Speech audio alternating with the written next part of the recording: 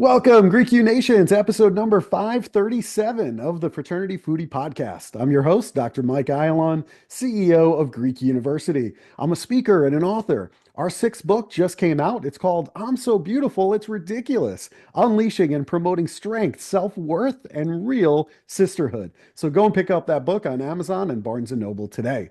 We call these episodes the Fraternity Foodie Podcast because there is nothing like great food to bring college students together. Fun fact, while I was in college over the summers, I worked for a company called Southwestern.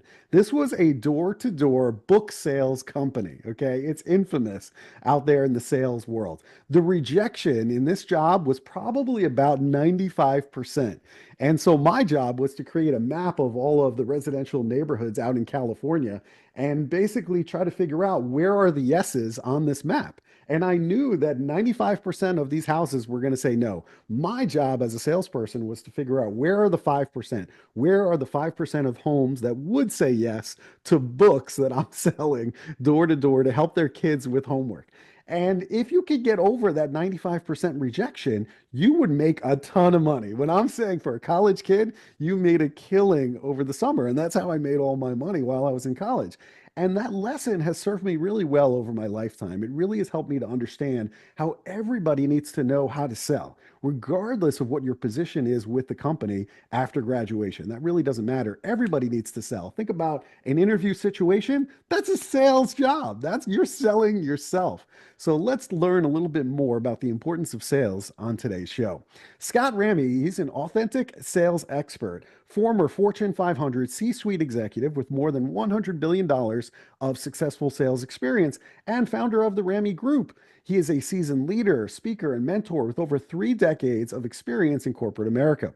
Having served as Executive Vice President of Workplace Solutions at Transamerica, Senior VP at Nationwide, and EVP Corebridge Financial, Scott has raised hundreds of billions of dollars and led large-scale teams of up to 1,200 people, managing $235 billion in assets under administration. His expertise in business development, team building, and leadership has empowered countless individuals and organizations to break through barriers and achieve exceptional results. Welcome to the show, Scott.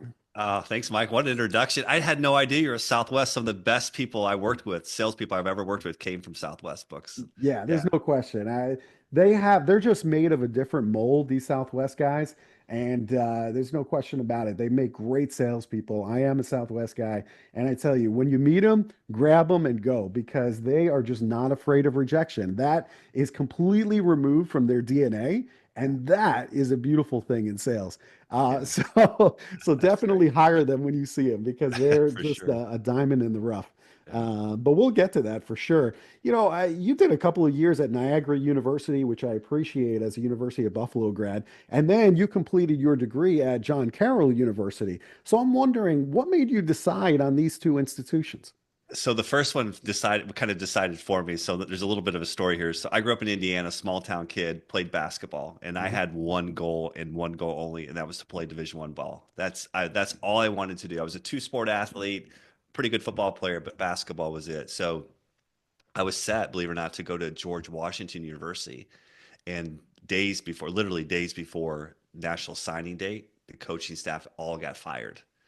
And one of the assistants ended up at Niagara, and he called me. And you're 16, 17, 18 years old. You don't really, at least for me, that moment, I didn't think about the quality of the education. I was like, I want to play ball. And I was like, well, I don't have this opportunity at George Washington any longer. The assistant goes to Niagara. So that's how I ended up at Niagara University. Unfortunately, 5 broken bones in one foot, crutches for 18 of 24 months. My career was over and wanted to get a little closer back to Indiana. And John Carroll quickly popped up on my radar. At the time, I had aspirations to be a lawyer. And I ended up at John Carroll, and it was the best decision I've ever made. What an amazing, amazing university. Yeah. Small, Jesuit led, just the foundation and core values aligned with me. It was just a beautiful place to go to school. Yeah, I think that's also a lesson in just pivoting, right? I mean, not everything works out exactly the way that you draw it up. I mean, that's just a fact of life. You had broken foot, I mean, on crutches for 18 months. I mean, you didn't expect that to happen. It just happened. No. So, sometimes you just got to pivot and just understand that, there's some other plan in store for you and just trust that process, right? I mean, I'm sure you were very disappointed when you got hurt, saying this is the end of my career. I'm sure you had to deal with the trauma of all of that as a kid, expecting that you were going to play ball. I mean, that was the plan. And Mm-mm. suddenly life throws you a curveball and you got to figure out how to pivot. And that's just Well, life, right? it did, Mike. It did. But here's the other thing that happened. So, when you're in small town India, I was the first Division I athlete in my high school's history. Mm, But you're in a small community like Crawfordsville, Indiana, which was I mean, it was a great place to grow up.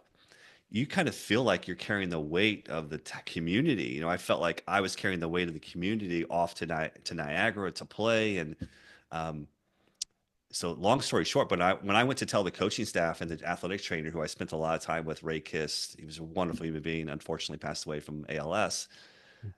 I broke out into a full-fledged panic attack for the first time in my life ever. And so you talk about that trauma. So everything, the authentic selling, the authentic edge, everything I learned and was informed about as a youth, I've kind of gone back to that roots because I had this idea that all I was ever concerned about was the next panic attack. Once you have one, and so for those of you in your audience who have anxiety or panic, you know. mhm, Um, so had to start really thinking about how to cope differently with this pressure of once from an invincible kid from Indiana, Division I athlete, to a broken or flawed person. At least that's what I believed in my mind then. Clearly, I don't believe that now, but that was I had to overcome those real issues. And what does that mean in my career? How am I going to get hired? What is it going to look like? What's it going to feel like? So it was a journey for sure, but that disappointment, that energy was real. yeah, for sure. I know you have a couple of daughters that are entering the workforce now, and many college students are nervous about entering the workforce. So, what advice would you give students in terms of how they can confidently sell themselves in job interviews and networking situations with somebody that can hire them? Yeah. Well, I'll tell the audience what I tell my daughters is just be you. Mhm, And this is something, a lesson I learned the hard way. For 30 years, I masked the fact I had anxiety. It wasn't until 2 years ago that anyone other than my wife began to learn of that. And so what I carried with me was the fact that I wasn't truly being authentically me. I led authentically, I sold authentic because when you grow up in Indiana, you learn how to do that. Like it's a humble community I grew up in. People are just beautiful and kind and real. But I was carrying this burden with me all these years, and I wasn't truly authentically myself. mm, So my oldest daughter, who's waiting for a written offer, literally as we speak today, for a really great financial services firm up in Chicago, I told her, just be you. mhm, Just be you. Don't pretend to have all the answers. Don't pretend to understand the complexity of a really, really dynamic business. You could study and study and study until you're exhausted, which she probably would have. Put in all the time and effort. Just be you. They're going to hire you because you're thoughtful, you're kind, you're caring, you're empathetic, you're real. You're a former Division I athlete. She played soccer in college. You're mhm. driven, you're motivated. You know what it's like to be on a team. So everyone in the audience that's listening, you have very, very, very unique skills that make you uniquely and authentically you. Just be that person. Yeah, 100%. I agree. And you are amazing. Whoever you are, you have God-given talents. You might not know exactly what they are. Maybe they're not refined yet, as an 18-year-old, and that's totally understandable. Yeah. But everybody has a gift, and it's really up to you to figure out what that is and let that shine. Now, you teach the speak method of communication. So I'm interested, what is that? Well, thank you for asking. So I finally, when I left corporate America, I'm like, what value can I bring? How can I influence the next generation business leaders? And so like, what did I do that was unique? And Mm, what I really prided myself on, and I think why my teams performed at a high level, why I was able to recruit, retain people, was I could paint a picture of the future, the vision of what we want to do as an organization, sell, if you will. And selling gets a bad rap. That's why I focus on, I'm kind of the anti-bro selling person. I'm like, okay, let's just be authentic. You don't really need to sell, just be persuasive in how you organize your thoughts.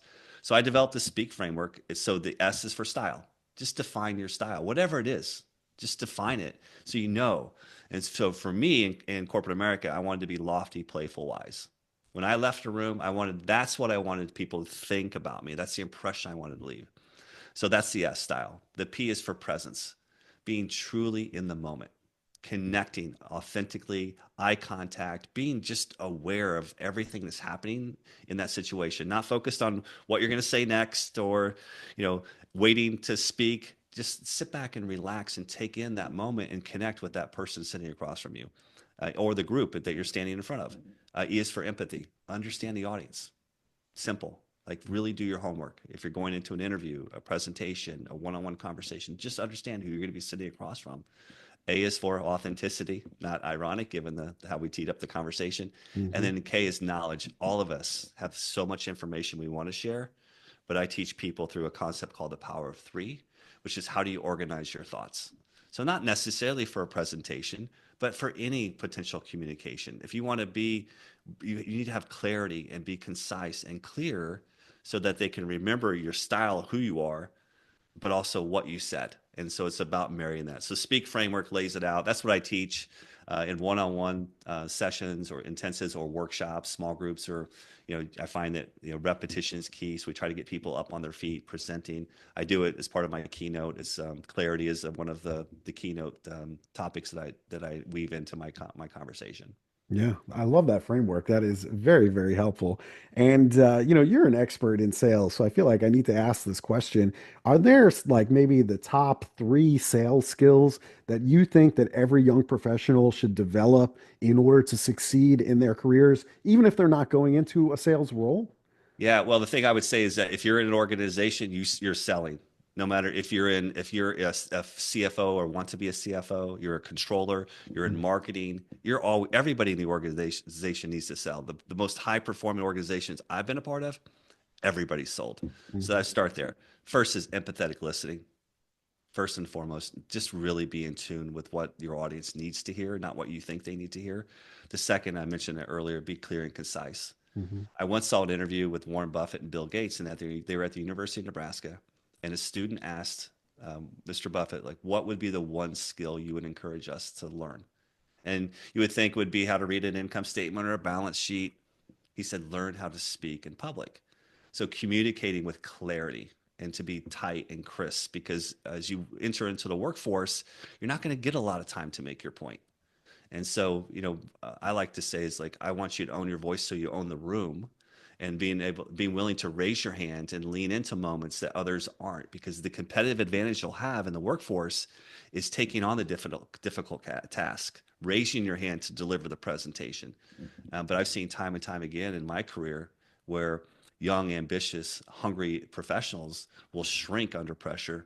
So I think if you become an empathetic listener and get really, really skilled at communicating with clarity, those two alone will help elevate you to a different level. I I truly like that. believe that. And I mean, there are places to go on college campuses to get some of that stuff, especially the Absolutely. public speaking part. I mean, take a public speaking class Hmm. on your campus. You're paying tuition anyway. You're going to get credit for the class. Go and Yeah. take that class. I'm telling you, I understand, the fear of that. I get that. I certainly had that as an undergraduate and didn't come out of the womb with, great presentation skills that I can Hmm. speak in front of 4,000 college students. But yet I do that every weekend. And it's just practice. It's over and over and over and figuring out what works, what doesn't work. There are some jokes that I've told that have completely bombed, and there's others that tore the room apart in a good way. And Yeah. so I think it's a process of just constantly refining that skill and doing it over and over again. And I think anybody can do it, no matter how shy, how much of an introvert you think you are. The reality is anybody can do it. And the truth is, I'm actually an introvert, but yet I'm a professional speaker. So just understand you don't have to be an extrovert. As a matter of fact, many speakers that I know are actually introverts, which is kind of completely goes I would against. say, Mike, I'm more on the introvert side. Well, I Yeah. have to reach, well, with anxiety, I recharge by being in alone, Hmm. gathering my thought, kind of being present in the moment with me. So I would say I'm more on the introvert side. And Yeah. look, I used to stand in front of the groups and sweat. I mean, sweat. I had hair, my bangs would stick to my forehead. I'll never forget my first job interview. I would talk about nerves. I Yeah. was sweating uncontrollably. They still hired me. They did. It was Edward Jones. So knocking on doors like you did with Southwest, I did Yeah, it for financial services. yeah, So yeah, I would say to the audience, don't discount. You do have everyone has a superpower. yeah. And if you want to really, and I would encourage you to lean into the communication and have that become one of your superpowers because you will see your career progress faster than others. Yeah. I do feel like there's a lot of competition out there in the job market right now. So are there certain ways that a student can stand out and make a lasting impression on somebody like you? Well, so I've thought about so some things I would do if I was in the job, I would do anything at everything to distinguish myself. So Hmm. video introductions, utilization of some technology like QR codes, things of that Hmm. nature to make it Hmm. easier for the hiring managers, especially if you're trying to apply to large organizations, you're going to find that the HR team is going to do most of the filtering. So how can I stand out in a sea of hundreds and hundreds of resumes? So I would use video introductions and QR codes. Be really progressive and thoughtful on LinkedIn, engaging hiring managers, connecting. So if you have an organization or multiple organizations in mind, find out who their HR people are, connect with them, provide value. So if you see that they're on a special initiative or project that they're talked about or launched a new solution, you may not think you have expertise, but you do, and you can provide value. And I would provide value via LinkedIn. Interactive portfolios like if infographics and things of that nature. We have gamification and utilizing technology. Again, anything at all to stand out. And I Yeah. mean anything. And I think those would be some things I would do if I was in trying to find a job in a crowded market right now. Yeah, QR codes, that's really smart. I never thought about that, but you're absolutely right. I mean, if you can make it easy for people to find you and show that you understand the technology, and then you can integrate that into your employer's marketing pieces and other things, it just takes it to a whole nother level. And so I think there is something to be said for showing off that technology. It could just be social media usage, right? I mean, how Hmm. do I use TikTok? How do I use Instagram Reels in order to sell?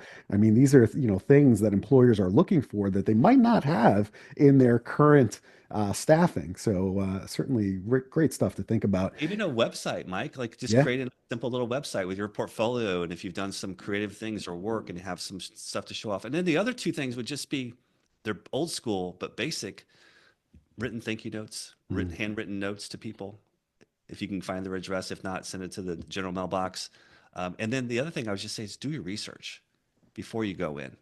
Show Mm-hmm. that you don't need to tell them everything you know, but show them that you cared enough to do the research before you go in and sit. I've hired hundreds and hundreds and hundreds of people, and even at a very senior level, and you'd be surprised how few people actually do the work to understand the company, what the strategic initiatives are. So the annual report's a great place to go to do that, and you don't need to espouse everything you know to be true about the company, but just a well-placed soundbite here or there. Oh, I was reading in your annual report that the strategic initiative is. You're like, you read the annual report? Nobody read that. You read that? So those are just things that I've encouraged both my daughters to do as they've in the job search. Yeah, that's great. No, that's definitely great ways to stand out. And you're right about those thank you letters because we only get like bad news in the mail and bills, like there's nothing positive that comes in the mail. So when we Uh, get to open up something that's like positive, that hey, I enjoyed our time together in the interview last week, that just makes you stand out. Like nobody's doing that. And that's just a wonderful, surprise that makes you smile. And at the end of the day, you want the hiring manager to smile when they think about you. That's yeah, it. that's it. I That's mean, it. it doesn't get any more complicated than that. As a former Division One athlete, how did your experience in basketball shape your approach to sales and leadership? And I'm just wondering what lessons the students can apply from their extracurricular activities. Team. Hmm. So Division One basketball, and even preceding that with AAU and being in high school and middle school teams, um, it helped me shape my core values. And this is something that every student listening can do is like, okay, how can I define who I am? And just sit quietly for a little in meditation or in a quiet space and say, what do I stand for? So mine are trust, decency, performance, team first, and image of leadership. Those are my five core values. But what I found in corporate America is that blame is everywhere. And what I learned from team sports, basketball and football, but especially basketball, is that you're not going to be successful if you're blaming others. And so that was the most valuable lesson, is that team matters, and the unity of the team together can deliver so much more than I can by myself. Hmm. And so I worked really hard at developing the dynamics of the team, understanding a lot about each individual. So, if you're part of a group, a club, like those are valuable insights. Just watching the interplay and the interpersonal communications and how people receive information, how they share information, it'll be invaluable when you get into the workforce, because most teams, I hate to say this out loud, but most teams don't perform at a high level Hmm. because they're individual agenda driven, not team driven. And so college basketball taught me that if you want to be successful, my junior year, we were 17-0 to start the season. Hmm. It's because we understood each other. We loved each other. We cared for each other. We looked out for each other. I was at a swim meet this weekend at my daughter's senior meet in Boston University, and there was a young man who had to medically retire because of all his injuries. The team created a special heat and a special race just for him. And I'll tell you, Mike, it was so emotional. I have video on LinkedIn. You can check it out. That the entire team stood at the end of the pool. So as he would swim a lap, they were cheering as loud as they possibly could. So he would go underwater, do his flip turn, come out. When he came out of the water, the crowd would erupt. It was so beautiful, and it's reminding me what a great team looks like. That you're there for the other person, not for yourself. You're there to serve, not for your own agenda. And that's what team sports taught me. And Yeah. I use it. I mean, it was so valuable for me in corporate America. Yeah, great lessons. Really good stuff. I started talking a little bit about rejection, and the way that I kind of rewired my brain was every time I got a rejection selling books door to door, that was just one step closer to the yes, right? So if I had 100 homes, I knew 95 were going to say no, five were going to say yes. So if I got a no, I'm closer, that much closer to figuring out who's the yes. It's literally a numbers game. And so I think the students today, they really do fear rejection, whether it's applying for jobs, pitching new ideas, or even networking. So, what strategies would you suggest for handling rejection in terms of resilience and using that rejection to grow? Yeah, so it is law of large numbers in everything we do. It's and the thing. Again, I wanted to be accepted a lot. I think part of the reason why I had anxiety and panic was because I wanted to be accepted. Mm, You went from this elite athlete to a guy who wasn't an elite athlete any longer. Like, okay, what's my life journey here? So I struggled with that early on in my career, and so knocking on going door to door with Edward Jones as a financial advisor, knocking on, we'd have 25 contacts a day, mhm. and I can't tell you the number of doors that got slammed in my face. And at first I took it personally, but then I learned it was the law. So I think if somebody says no, if you have this dream job that you're pursuing, like, gosh, it's the perfect fit. I love the culture, the environment. And next thing you know, you get a rejection letter, not even a phone call or an email, or it's just a rejection letter via the post office. You're going to be crushed. I know you're going to be crushed, but it's like a next rep. It's Mhm. not personal. You will find the right situation for you. That's one thing I've learned. I always knew I was going to find the right situation, or I was going to find the right client or the right prospect that's going to get me. It's just, you have to do the reps and do the work. And it's Yeah. difficult. And I know there's no magic bullet, because we all are emotional human beings, and emotion reaction is what we do. But you just can't take it personally. I know Yeah. it's easier said than done. It's not personal. It's Easier not. said than done because that's the way we're wired, right? We want people to like us. That's just how we're wired as human beings. So we have to accept that. But I think those who get to the next level in terms of sales understand that it's just a numbers game, and that's just part of the process. Yeah. And you're getting closer and closer to that success. And even, greats like Michael Jordan have talked about it a million times about how many times they've missed the shot, given, that game-winning shot. But all that we remember are the ones where he made it. Right? That's all we remember. So, he's failed many times, but that gets him closer to success. Well, So, I think even with my business, that every business I led, I would always start with an ideal scene. What's the ideal scene look like 5 years from now, not tomorrow? And we would do it. We would do it, and this is something the students could do. We do a simple, what I call a headline exercise. And so every new team I took over and was leading it for the first time, the first meeting, I'd say, okay, grab a blank piece of paper, and the Wall Street Journal is going to write an article about us 5 years from now. What are they going to say? And it started to get us think differently. So one the tactic you could use, like, okay, if every no you get, go back to your ideal scene. What life do you want to have? How do you want to be viewed? Whether it's a vision board or whatever, similar to a vision board, but like that's your North Star. And it's going to take a lot of no's to get there and a lot of pain. But as long as you keep in mind, that's what I'm working towards, you'll be fine. I Yeah. promise you'll be fine. I love it. Really good stuff. The other question that I had for you that I think you can answer, I mean, you've worked for these massive Fortune 500 companies, companies that students today would love to work for. You've managed billions of dollars in assets. Is there one piece of wisdom that you wish you knew when you were just starting out in your career? I wish I would have gotten a mentor from the very beginning. Ah, When I was, so it was 22 years ago. Bob now is 93. So I started working with him when he was 70-ish. And I was, well, I'm going to be 53 on Sunday. So I was in my early 30s. I wish I would have formalized a mentor relationship from the jump, because the wisdom that I was receiving from someone who had gone through all those experiences. So when I was rejected or I fell flat on my face or I blew a presentation or whatever it might be, I knew I could call someone and say, you're going to be okay. And then as I started to navigate the more senior levels of organizations and the complexity of politics in organizations, I knew I could call Bob and he was on speed dial. So mentorship is so important.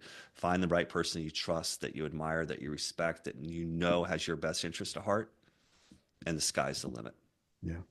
I agree completely. And, these mentors are out there. Just search on LinkedIn for people that, are alumni of your Hmm. university. If you're in a fraternity or sorority, look for an alumnus of your organization. These are all people that want to help you. And if they're already doing what you want to do in life, they might not be able to meet with you today because they've got a booked calendar, but they might say, you know what, I have an opening a week from now, 2 weeks from now. Let's meet on Zoom for 15 minutes. Yeah. And they would be happy to spend time with you as a college student to just give you some advice in terms of how you can get to the next level freely. You know why? Because you, as a college student, you have nothing to sell them, right?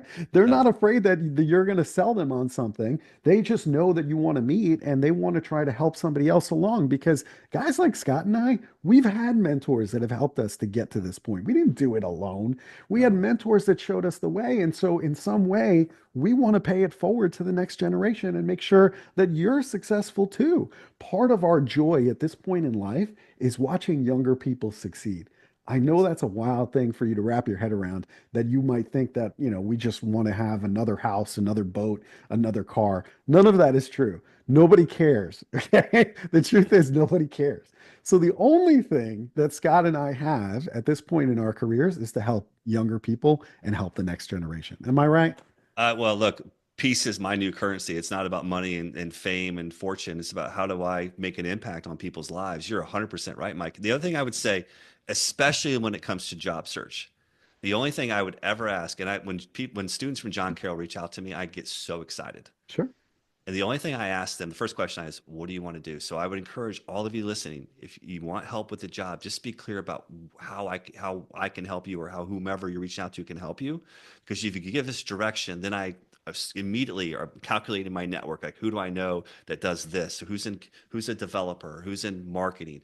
And then that informs me so I can connect the dots. So just be clear about what help you need. And I'm telling you, Mike's right. People want to help. They They do. just do. People really, really do want to help. There's no question in my mind about that. So use that. And as a college student, I feel like you have a big advantage in that department of asking for help. And most people are going to say yes. Whereas, me and Scott, we reach out. They might think that we have something to sell them. They might think that there's some agenda behind the reason why we're asking for a meeting. So you have an advantage. Use that advantage, I think Yes. is really important to say.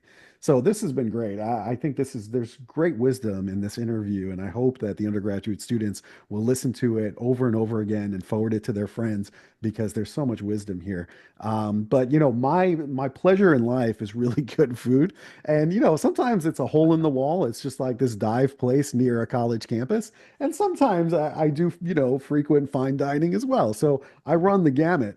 But, knowing that the next time that I'm in Jacksonville, Florida, I need to know where I should go for a great bite to eat. So, do you have a couple of recommendations for me? I do. We were having a conversation last night with my wife and my oldest daughter. So Salameria is a new Italian place on Jack's Beach or Atlantic Beach. Hmm. Josephine's is another Italian place, and Nice. then Pi 95. Pi 95. It's a pi symbol. Used to be a pizza food truck, and now they have a storefront. It's in Riverside. And then the other one is this quiet little Chinese restaurant that we found during COVID called Peony's Asian Bistro. It's the best Chinese. I've traveled all over the globe. It's some of the best Chinese I've ever had right here in little old Jacksonville. Excellent recommendations. I Yeah. love it. One of the reasons why I asked the question is because I feel like during COVID, so many great restaurants just went under, some of these little Yeah. mom and pop shops. And so if we can drive some traffic with our words and help these restaurants to maintain and grow, especially the ones that we like, I think that's a good thing. I just think it's good karma for these restaurants to get the business that they need to stay in business. It can be difficult, especially during the pandemic. I feel like they were really, really impacted, and a lot of great restaurants went away that I don't want to see happen. So Yeah. that's another reason too. For sure. Go and support these restaurants. And Jacksonville's an underrated foodie city, by the way. Yeah, A yeah, lot of great places. I could have given you a list of 30 places that I'm would have all sure. been fantastic. I'm sure that's a great list for me to check out when I'm in town. So I appreciate that. If our listeners, if they want to bring you in to speak on their college campus, where should they go to connect with you? Well, look, I love to have dialogue via LinkedIn. Uh-huh. So LinkedIn's great. Scott Ramey, Ramey. So if you want to start a conversation there, or my website, which is the Scott Ramey or thescottramey.com. So you can request, go directly there, schedule some time with me via my calendar link, or request my speaker kit or whatever it might be. But yeah, I would be thrilled to be able to join college campuses to share what little wisdom I've accumulated over the 30 days, the 30 years. And by the way, follow me on LinkedIn too, because I just put out fresh content all the time around leadership, sales, communication, presenting. So hopefully there's value there for the students. I love it. It's thescottramey.com. So go and check that out, or you can connect with him on LinkedIn. Scott spells his last name Ramey. So you can easily find him on LinkedIn, connect with him there, and then just watch his feed. He puts out lots of great content for free. So again, just like this podcast, totally for free. And just trying to help out, and hopefully you'll find some nuggets of wisdom.